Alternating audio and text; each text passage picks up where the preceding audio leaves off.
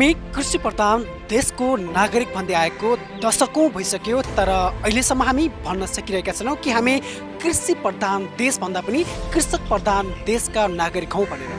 सायद कृषक प्रधान देश बनाउनको लागि आवश्यक पर्ने कुराहरूको अभाव हो, अर्थात् कृषि व्यवसायलाई हेर्ने दृष्टिकोणमा फरक बनाएको त्यो हामीलाई थाहा छैन। तर वास्तविकता यही हो कि कृषकले गरेको न त श्रमको सम्मान नै छ, न त कृषकलाई हेर्ने दृष्टिकोण नै राम्रो छ। तथापि यहाँ चिल्ला भाषण गर्ने अनि तिनै कृषकको मुद्दा लिएर माथि उठ्नेहरूले सधैँ भनिरहने कुरा यही हो कि अबको क्रान्ति आर्थिक क्रान्ति जुन सम्भव छ कृषि क्रान्तिबाट। कृषि क्रान्ति हुनको लागि के आवश्यकता पर्दछ, विज्ञान प्रविधिको प्रयोग गरिएको छ या छैन भन्ने कुरामा ध्यान दिनु जरुरी छ। आजको हटक तपाईँ सम्पूर्ण दर्शकलाई हार्दिक स्वागत गर्दै म विश्वराज पाण्डे यति बेला कीर्तिपुर काठमाडौँमा रहेको राष्ट्रिय आविष्कार केन्द्र भित्रबाट तयार पारिएको छ, जहाँ उत्पादन गरिने कृषि प्रविधि सँगसँगै अरू विभिन्न प्रविधिले गर्दा हाम्रो दैनिकीलाई पक्कै पनि प्रभाव पार्छ नै भन्ने कुराको प्रमाणित गर्ने प्रयासमा हामी अगाडि बढेका छौँ। यो बिचमा हामी समक्ष आजको वास्तविकता तपाईँ समक्ष दर्शाउने प्रयास पनि गर्दै गर्दा केही कृषक दाजुभाइ जो यहाँ देखिनु भएको छ उहाँसँग पनि हामी जोडिने प्रयास गरिरहेका छौँ।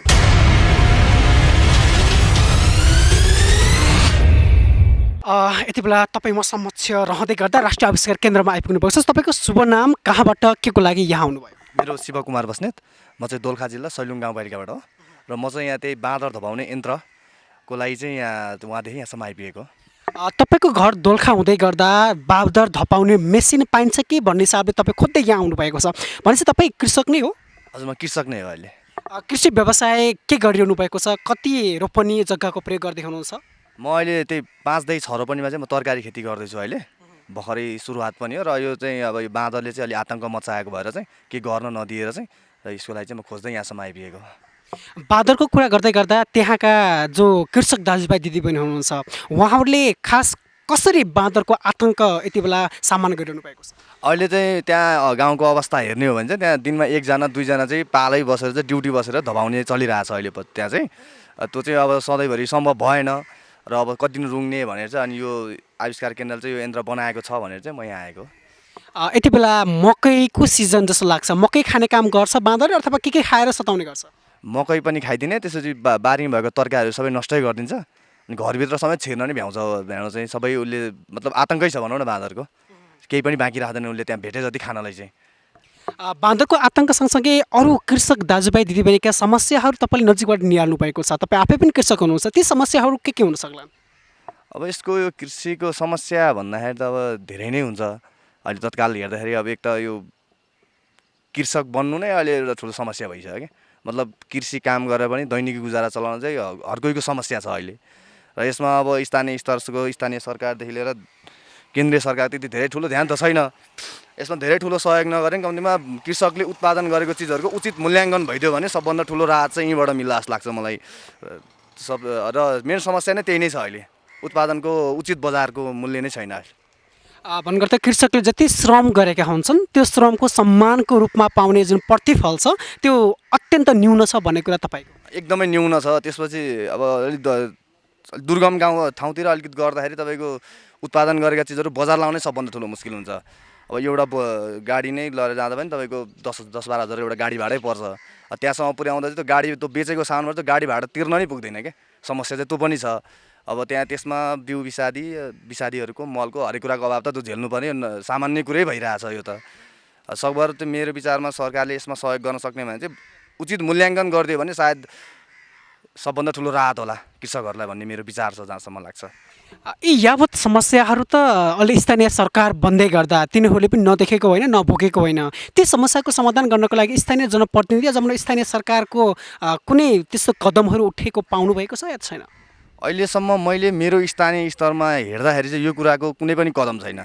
मैले आफैले पनि बार यो कुरा चाहिँ त्यहाँ जनप्रतिनिधिहरूसँग राख्दा खासै यो कुराको चाहिँ धेरै चासो राखिँदैन। त्यहाँनिर बरु अनुदान दिने कुरो भनिन्छ, त्यसमा केही दिन्छ। कृषकलाई नर्मल भनौँ न एउटा टनेलको लागि एउटा प्लास्टिकसम्म दिन्छ, तर मतलब त्यो प्लास्टिक दिएर सधैँभरि त्यही झारा टार्ने काम मात्रै भइरहेछ क्या। कहिले पनि त्यो प्लास्टिक त एउटा किसानले आफू काम गर्न चाहँदा एउटा व्यवसायीले आफै पनि किन्नु सक्छ यदि उसले चाहिँ उत्पादन गरेको चिजको उचित मूल्याङ्कन पायो भने त। तर यो चाहिँ झारा टार्ने काम मात्रै हो एउटा चाहिँ मैले देख्दाखेरि मेरो अनुभवमा चाहिँ यो झारा टार्ने काम मात्रै हो। त्यो अनुदान पनि अथवा जुन खालको सरकारबाट पाउनुपर्ने सुविधा पनि वास्तविक कृषकसम्म पुगेको छैन पनि भनिन्छ। तपाईँले के भन्नुहुन्छ यो बारे? यो चाहिँ हो, किनभने अहिले पनि स्थानीय सरकार बनिकन नातावाद र कृपावाद भन्ने अहिले पनि छ त्यहाँनिर। मतलब एउटा केही आयो भने पनि त्यो कुराहरूको सूचना चाहिँ त्यो कृषकसम्म कहिले पनि पुग्दैन क्या। मतलब जो चाहिँ त्यहाँ झोले छ उसैले मात्रै खाइरहेको देखाएको छु मैले पनि। यो आफ्नै स्थानीय स्तर पनि भएको कुरा हो यो, मैले धेरैचोटि पटक पटक यो कुराको मैले कुरा उठाउँदा नि खासै त्यसमा चासो दिइँदैन। त्यहाँ खोइ किन यो केलाई कसरी चाहिँ मैले बुझ्न सकेको छैन। सबैले यो कुरामा ध्यान पुर्याउनु पर्ने चाहिँ जरुरी छ।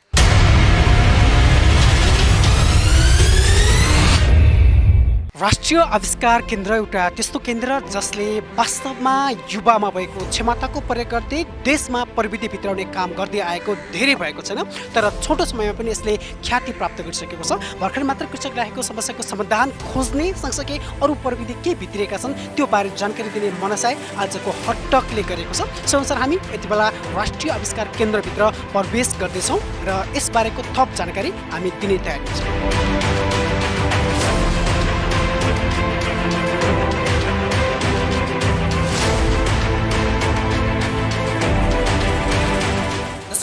बाँदर धपाउने मेसिन किन्ने तयारीमा एकजना ग्राहक हुनुहुन्छ। यसको प्रक्रिया के छ कसो छ तपाईँलाई देखाउने प्रयास गरिरहेका छौँ। सुकाउन सक्नुहुन्छ। यो सिफारिस जुन ओडामा हामी छौँ अथवा जुन ओडामा आवश्यक परेको छ त्यही ओडा कार्यालयले दिने सिफारिस बनाउनु पर्ने यहाँ लेखिएको कुराहरू पनि हल्का तपाईँ देख्न सक्नुहुन्छ। र यो सम्बन्धित व्यक्ति जो आविष्कार केन्द्रको हुनुहुन्छ उहाँलाई दिने हुनुहुन्छ गोर्खाका एक कृषक।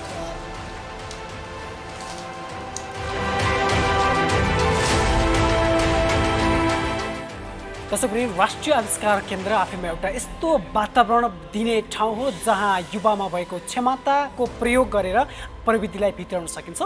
र त्यही आविष्कार केन्द्रका अध्यक्षले धेरै उतारचढाव मार्फत यति बेला केही हदसम्म एउटा राम्रो अवस्थामा ल्याइसक्नु भएको छ।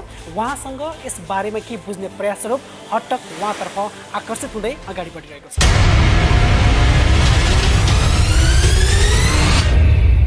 सर, जस्तो अब यो राष्ट्रिय आविष्कार केन्द्र जुन तरिकाले तपाईँले खोल्नु भएको छ वास्तवमा सैद्धान्तिक भन्दा पनि प्रयोगात्मक शिक्षालाई जोड दिनुपर्छ भन्दै अगाडि बढ्दै गर्दा धेरै उतार चढावहरू आयो, तथापि अहिलेसम्म आइपुग्दा सफलता पक्कै पनि तपाईँको हात परिसकेको हामी प्राप्त गरिसकेका छौँ अथवा त्यो महसुस गरिसकेका छौँ। तपाईँ के भन्नुहुन्छ यस बारेमा? अब यो राष्ट्रिय आविष्कार केन्द्रको जुन उद्देश्य छ यो चाहिँ धेरै फरक छ। फरक कुन मानेमा छ भने यो राष्ट्रिय आविष्कार केन्द्र चाहिँ हामीले कसैलाई चाहिँ जागिर खाने सर्टिफिकेट दिनलाई खोलेको चाहिँ होइन। यो राष्ट्रिय आविष्कार केन्द्र चाहिँ यो कुनै पढ्ने या चाहिँ ट्रेनिङ गर्ने यो तालिम गर्ने केन्द्र पनि होइन। र राष्ट्रिय आविष्कार केन्द्र भनेको कसैलाई कुनै नयाँ आइडिया आउँछ र त्यो आइडियालाई चाहिँ उसले अनुसन्धान गरेर अथवा R&D गरेर कुनै नयाँ चिज बनाएर त्यसको चाहिँ व्यापार गर्ने कसैले चाहिँ आँट गर्छ भने त्यसरी आँट गर्ने मान्छेहरूलाई यो राष्ट्रिय आविष्कार केन्द्रले एउटा प्लेटफर्म दिएको हो। र अहिलेसम्म अब नेपालमा खास गरी यस्तो किसिमको प्लेटफर्म चाहिँ छँदै छैन, कहीँ पनि छैन। अब तालिम दिने के अरे ट्रेनिङ सेन्टरहरू छन् अनि पढाउने कलेजहरू छन्, तर कसैले केही गर्छु भनेर उसको नयाँ आइडिया आयो र गर्न चाह्यो भने उनीहरूलाई चाहिँ मद्दत गर्ने सेन्टर चाहिँ नेपालमा नभएको हुनाले नेपालमा कसैले पनि केही बनाउने आँटै गरेन, कहिले पनि गरेन। अनि कसैले आँट गर्न खोज्यो पनि उनीहरूलाई नपुगेर त्यस्तो व्यवस्था नपुगेर उनीहरू चाहिँ विदेश पलायन पनि हुने भए। त्यस कारणले हाम्रो उद्देश्य भनेको चाहिँ के हो त भन्दाखेरि अब जे जसरी हुन्छ प्रतिभालाई चाहिँ पालन पोषण गरेर अनि उनीहरूको प्रतिभालाई फुलाएर उनीहरूलाई चाहिँ उद्यमी बनाउने हो मेन कारण। र उनीहरूलाई चाहिँ उद्यमी बनाएर नेपालमा चाहिँ रोजगारीको सिर्जना गर्ने र नेपालको आर्थिक स्थिति बढाउने भन्ने चाहिँ विज्ञान प्रविधिलाई उद्यमशीलतामा जोड्ने तपाईको मनसाय। विज्ञान प्रविधि भन्ने मात्रै पनि होइन, कुनै पनि चिज जस्तो यहाँ यो जुन प्रविधि भन्नाले के छ भने अब एउटै किसिमको कुरा पर्दैन, प्रविधिमा चाहिँ धेरै कुराहरू पर्छन् र त्यो प्रविधि भनेको चाहिँ कस्तो हो भने अब विभिन्न क्षेत्रमा जस्तो कृषिको लागि पनि हुनसक्छ प्रविधि, स्वास्थ्यको लागि पनि प्रविधि हुनसक्छ, शिक्षाको लागि प्रविधि हुनसक्छ, अथवा कुनै पनि चिजको लागि प्रविधि हुनुपर्छ, व्यापार गर्नलाई पनि प्रविधि चाहिन्छ। अब त्यस कारणले अब यो जुन छ प्रविधि भन्नाले कुनै पनि चिज जसलाई चाहिँ हामीले रिसर्च गरेर अनुसन्धान गरेर त्यसबाट चाहिँ देशको आर्थिक अवस्था चाहिँ सुधार्ने अथवा उद्यमीहरू चाहिँ उत्पादन गर्ने भन्ने चाहिँ यसको मुख्य उद्देश्य हो। जस्तो महावीर अघि हामीले एकजना कृषक देखियो जसले आफ्नो घर वरिपरि अथवा आफ्नो समुदायमा बाँदरले दिएको आतङ्क हट्नको लागि एउटा मेसिन किन्दै हुनुहुन्थ्यो अघि, होइन? त्यो मेसिन पनि यहीँ बन्यो। सँगसँगै त्यो मेसिनले निकालेको आवाजमा के गरी बाँदर अभ्यस्त भयो भने त्यसले त काम नगर्ला।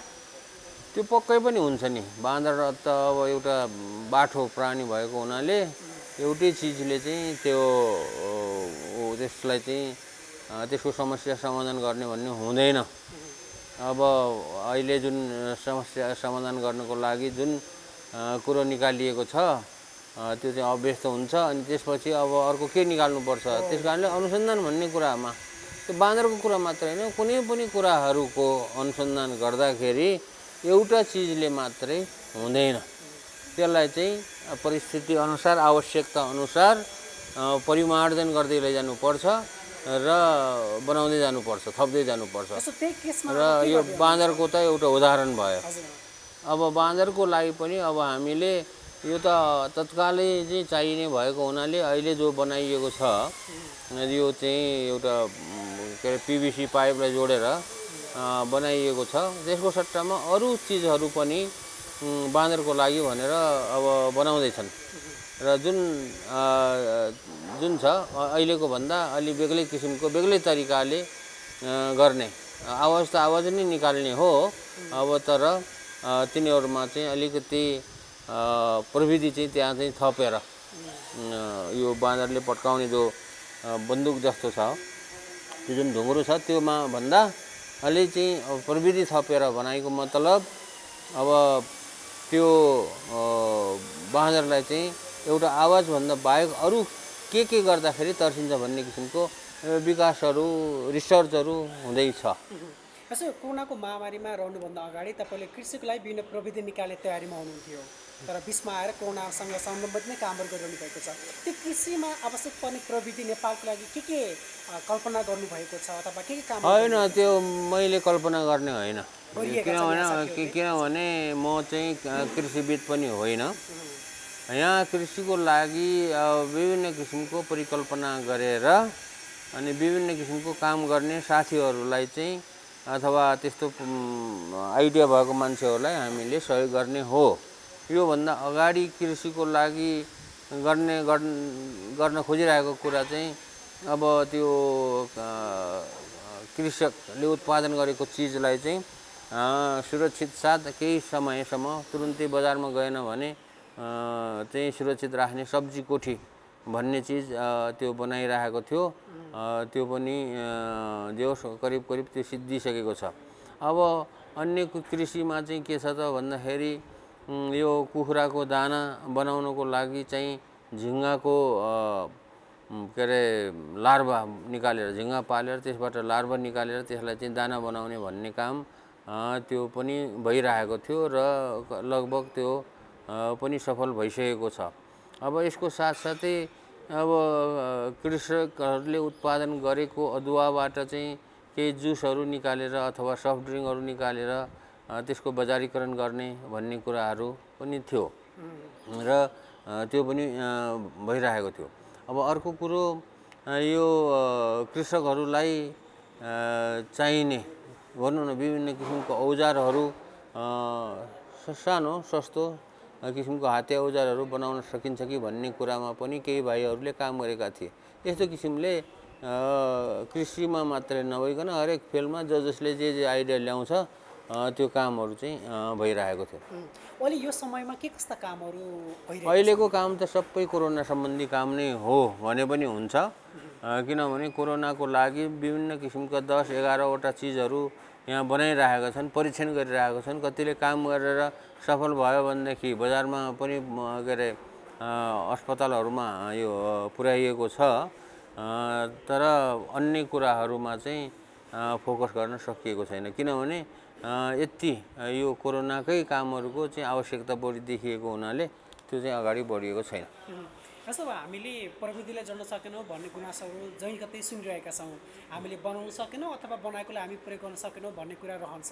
तपाईँ यो बारेमा भन्नुपर्दा अथवा नेपाल सरकारले पनि के कस्ता कदम चाल्न सक्यो भने प्रविधि मैत्री ठाउँ बन्न सक्थ्यो जस्तो लाग्छ तपाईँलाई? कदम भनेको त के हो भने एउटा वातावरण बनाउने हो, एउटा प्लेटफर्म बनाउने हो, वातावरण बनाउने हो र कसैलाई चाहिँ यो आइडिया भएको अथवा कुनै विषयमा पनि आइडिया भएकोहरूलाई रिसर्च गर्ने, अनुसन्धान गर्ने एउटा प्लेटफर्म बनाइदिने। प्लेटफर्म भनेर त्यत्तिकै ठाउँ बनाइदिने मात्र होइन कि उनलाई चाहिने किसिमको जस्तो किसिमको सहयोगहरू गर्नुपर्छ त्यो चाहिँ बनाइदिनु पर्ने कुरा हो। र अब जोसुकैले त्यो सरकारले पनि गर्ने कुराहरू चाहिँ त्यो हो। अहिले नेपालमा त्यसको चाहिँ अभाव भएको हुनाले यस्तो किसिमको प्लेटफर्महरू नभएको हुनाले प्रतिभाहरूले दुःख पाएको अवस्था हो। भन्नुको अर्थ वातावरण दिनु पर्यो भन्ने कुरा तपाईँको रहँदै गर्दा जसरी राष्ट्रिय आविष्कार केन्द्रले युवाहरूको क्षमतालाई प्रयोग गर्ने एउटा ठाउँ दिएको छ, यस्तै खालका ठाउँहरू धेरै खोलिनुपर्छ भन्ने तपाईँ? धेरै खोलिनुपर्छ, जतासुकै खोलिनुपर्छ, धेरै खोलिनुपर्छ। जहाँ जहाँ चाहिँ प्रतिभाहरू चाहिँ जन्मन्छन् त्यहाँ चाहिँ यस्तो किसिमको प्लेटफर्म चाहिँ खोलिनुपर्छ। महावीर सर, अन्तिममा हामी कुरा गर्दै गर्दा जस्तो सुरुवाती चरणमा हेर्ने हो भने यसको स्थापनाको टाइमलाई हेर्ने हो भने धेरै आर्थिक अभावमा पनि तपाईँ रहनुभएको हामीले भनेकै थियो, सुनाएका थियौँ, दर्शकलाई जानकारी पनि गराएका थियौँ। यो समयलाई हेर्ने हो भने अलिकति स्थितितर्फ गएको हो कि भन्ने आभास मलाई भइरहेको छ। होइन, यो आर्थिक कुरा चाहिँ कहिल्यै पनि पुरा नहुने कुरा हो। यो आर्थिक यो खास गरी अनुसन्धान तथा विकास भन्ने रिसर्च डेभलपमेन्टमा यो आर्थिकले चाहिँ कहिले पनि पुग्दैन र जे जति छ उपलब्ध हुन्छ त्यसले काम चलाउने मात्र हो। त्यस कारणले अहिलेसम्म जुन छ अब मुख्य कुरा त यसलाई कसरी दिगो बनाउने भन्ने कुरा हो हाम्रो फोकस चाहिँ। तर अब त्यतातिर चाहिँ अलि सफल हुन सकिएको छैन। दिगो बनाउनको लागि विभिन्न कार्यक्रमहरू गर्नुपर्छ, तर अहिलेलाई यो आर्थिक भन्ने कुरा काम चाहिँ आर्थिक अभावमा रोकिने भन्ने चाहिँ भएको छैन, किनभने नेपालीहरूले विभिन्न ठाउँहरूबाट विभिन्न किसिमले सहयोगहरू गरिरहेको हुनाले यो आर्थिक कुरालाई चाहिँ आर्थिक समस्याले चाहिँ हामीले अड्किनु परेको छ। जस्तो मैले त्यो किन जोड्न खोजेको भने आर्थिक उपार्जनको एउटा स्रोत त अब सुरुवातमा आइसकेको छ नि, आइसकेको छैन आइसकेको छैन अहिलेसम्म। अब आर्थिक उपार्जन गर्ने स्रोत भनेर चाहिँ अहिलेसम्म हामीले गर्न चाहिँ सकेको छैन। जुन कुरा चाहिँ हाम्रो एकदमै उच्च प्राथमिकतामा छ, सकेको प्रयासहरू गरिएको छ, तैपनि अब देशको परिस्थितिले भनौँ न अब यो विभिन्न कारणले गर्दाखेरि अहिलेसम्म त्यतापट्टि हामी लाग्न सकेको छैन। तथापि भर्खरै बाँदर त्यो धपाउने मेसिन पनि अलिकति बिक्रीमा भयो। त्यो बिक्री यस्तो हो। पिपी अरू अब यो कोरोनाको लागि बनाइएको सामानहरू कुनै पनि हामीले बेचेको छैन, बेचेको होइन। यो सबै फ्रीमा चाहिँ उपलब्ध गराएको हो। यो बाँदर लखेट्ने सामान चाहिँ त्यो बनाउने मेटेरियलको कस्ट मात्रै लिएको हो, त्यसलाई चाहिँ पैसा त्यही नाफा राखेर लिएको चाहिँ होइन। अब कमर्सियलाइज गर्नु यो कमर्सियलाइज गर्ने स्थिति अलि त्यो स्टेजमा चाहिँ हामी पुगेको छैन।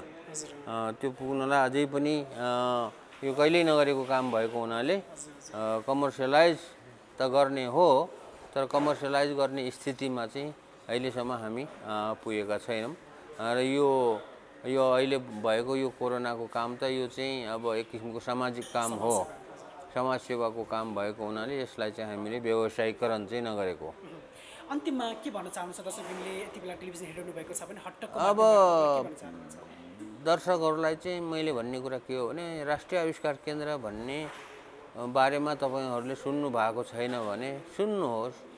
चाख चाहिँ यतातिर पनि लगाउनुहोस् र यदि तपाईँहरूलाई कुनै नयाँ आइडिया आउँछ भने अथवा तपाईँहरूको छोराछोरीलाई आफ्नो इष्टमित्रमा कुनै नयाँ आइडियाहरू भएको तर यस्तो किसिमको प्लेटफर्मको अभावमा काम गर्न नसकेको छ भनेदेखि राष्ट्रिय आविष्कार केन्द्रमा पठाउनुहोस् र उनीहरूको आइडियाजलाई चाहिँ पठाउनुहोस् भन्ने चाहिँ मेरो सबैलाई भन्ने कुरो चाहिँ यही हो।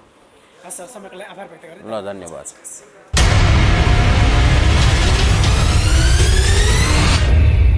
दर्शकवृन्द, आजको हटकमा हामीले प्रविधि जोड्न सक्ने हो भने पक्कै पनि कुनै ठाउँमा विकास गर्न समय लाग्दैन भन्ने कुरा तपाईँलाई देखाउने प्रयास गर्यौँ।